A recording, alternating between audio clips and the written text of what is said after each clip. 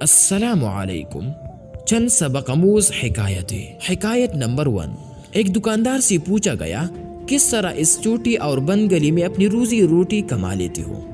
دکاندار نے جواب دیا، میں جس سوراخ میں بھی چھپ جاؤں موت کا فرشتہ مجھے ڈھونڈ نکالے گا، تو یہ کس طرح ممکن ہے رزق والا فرشتہ مجھے نہ ڈھونڈ سکے؟ حکایت نمبر 2۔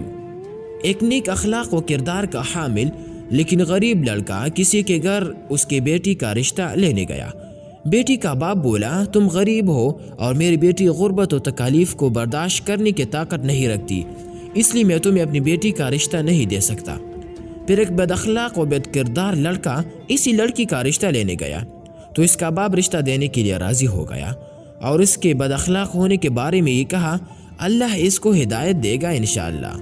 تو اس کی بیٹی نے کہا، بابا جان، کیا جو اللہ ہدایت دے سکتا ہے وہ رزق نہیں دے سکتا؟ یا ان دونوں خداؤں میں کوئی فرق ہے؟ حکایت نمبر 3۔ حاتم طوئی سے پوچھا گیا، تجھ سے زیادہ بھی کوئی سخی ہے؟ کہا، ہاں ہے وہ مرد جس کے 2 بیلیے تھے، ایک کو ایک رات میرے لیے ذبح کیا تو میں نے اس کے جگر کی لذیذ ہونے کی تعریف کی، دوسرے دن صبح اس نے میرے لیے دوسرے بیل کو بھی ذبح کیا اور میرے لیے کباب بنائے۔ پوچھا گیا، تو نے اس کے ساتھ کیا؟